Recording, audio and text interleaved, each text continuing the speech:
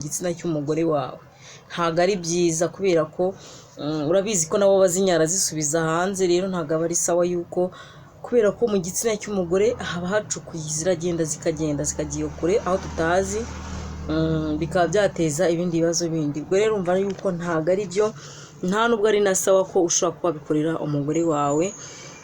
Kireka igicamunsi cyiza rero inshuti bakunzi mudukunda, natwe turabakunda cyane. Rero nizere ko mumeze neza. Hano hari uwabajije ngo ese burya ngo kunyara ngo mu gitsina cy'umugore ngo nibyo ntago ari byo. Narajya kure, ntago ari byo mu by'ukuri. Nawe urabyumva yuko ari ibintu bisa nkaho batari sawa, kubera yuko ntago inkari zawe zaremewe kujya mu cya gihe wumva hakomeye cyane, nibwo ushobora gutonyangizaho duke. Ariko ibyiza ni uko wakoresha amazi. Hari uburyo umugore akomera cyane, ukaba wafata nk'amazi ukaba wayashyize ku gitsina agahita horoha, cyane cyane ko twabonye ko hariho abagore usanga mu gitsina cyabo badakunda koroha, cyane cyane nko hejuru, ariko wabona amahirwe yo kugeramo imbere ugasanga haroroshye, ariko inyuma ugasanga ntago hagaragazaga uko hagomba koroha.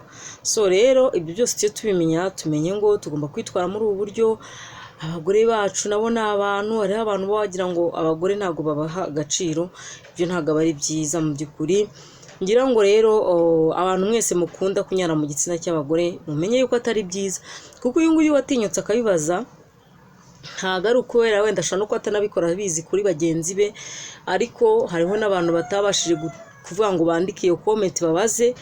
Ariko ndabizi neza ko bahari benshi bakunda gukora ibyo bintu, bagasanga baranyara mu gitsina cy'abagore, ugasanga nyine ntago bitaye ku bagore babo. Kandi burya ntago aba ari byiza ko ushobora kuba umugore wawe wamukorera utuntu nk'utwo ngutwo kandi wamaze kumenya yuko atari byiza.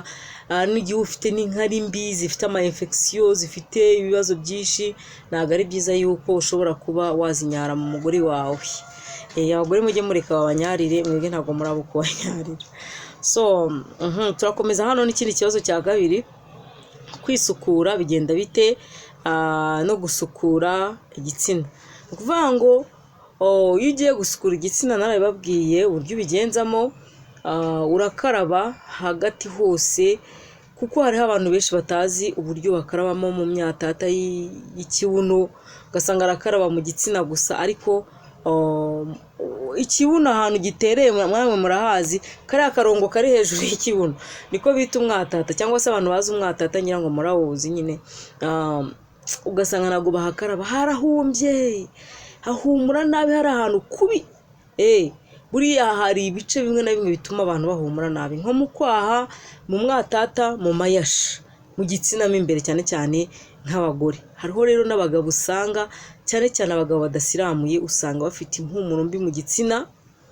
Uko byagenda kose yayikuye mutabumva hajemo impumuro imeze ukuntu, uwo mugabo ntiwamugira santima zo kumusisa, ntiwagira, ugize n'amahirwe cyangwa se umwaka, reka tuvuge gutyo, ukarangiza atari yarangiza, wumva wapi, uhita byanga neza kumva umutima wawe biranze. Ibyo rero bituma abantu batabyishimira neza, sibyo? Mwige gukora isuku mu gitsina cyanyu, ariko cyane cyane abagabo mujye mutinura kiriya gitini cyanyu. Niko ndi bivuge mwihangane, wenda sinzira, ariko niko kinavugwa, usibye ko nyine bumva ari ibintu nyine bisa nkaho birimo ikinyabupfura gike, ariko niko n'ubundi kivugwa, siko bimeze. Ese tuvuga igishishwa igiki? Igishishwa ni kikirayi, ni kigitoki, ni kibiki. Noneho kiraba cyita igitini, sibyo? Ukagitinura neza, warangiza ugafata isabune, abagabo mwemerera no gukarabamo isabune, ugakaraba hagacya, sibyo? Ariko ntushobora gucya neza, kubera ko cya kiboro watiniye wasubije inyuma, ntushobora kubona ukuntu gihindukiza ngo cyoze, n'ubundi kirongera kikagaruka kikanduza hahandi wagize gute, wakarabije. Bivuze ngo abagabo mwese muri rusange mudukunda, natwe dukunda, niba utari wisiramuza, gerageza wisiramuze. Kwisiramuza habamo uburyohe, kwisiramuza ukora imibonano mpuzabitsina ukumva uraryohewe, kubera ko ka kantu ko hejuru iyo kari gukoranaho uba wumva ari sawa. Ariko hariho umuntu uba udasiramuye, ugasanga kirazamutse igishishwa cyiwe, cyangwa se igitini cyiwe kirazamutse kirenze ku gatwe, noneho ugasanga kigafasheho ukuntu ku buryo udashobora kumva uburyohe nyine kurangiza bikaba pare simbizi nyine ararangiza ariko ntabwo burya aryohewe nka 5%. Umuntu w'Isilamuje yewe data we aba ari sawa. Niyo mpamvu rero inama nabagira, ndabakunda murabizi ntabwo mbanga, kandi burya umuntu ukundana n'ubwo wanagira gute wamwifuriza ikibi. Ikintu nababwira nuko mwakabaye mugerageza uburyo ki bwose bushoboka mugakora iyo isuku rwose witinya ngo uvuye ngo ubuse ngo ndakuze ngo abantu barambona bate, ibyo birabareba. Wowe ubikoze neza cyane ko buriya twabonye birinda indwara nyinshi. Ushobora kuba uri umuntu mukuru ugahura n'ibibazo bigiye bitandukanye, ariko iyo utagize ibintu bigenda neza. Rero mugerageze uburyo ki bwose bushoboka mwisilamuze. Nta gihe gihari cyo kuvuga ngo ndi umwana ngo ndi mukuru, oya, upfa kuba ubishoboye kandi wabishobora. Ni mwisilamuze mukuza kugaho kababangamiye, kugira ngo namwe mugere ku byishimo byanyu, kugira ngo namwe mwere kubika umwanda mu gitsina, kuko hariho umugabo rwose usanga neza ku ruhande hose ukumva nta kibazo, ariko igitsina cye ugasanga kirahumura nabi. Ibyo ntabwo aba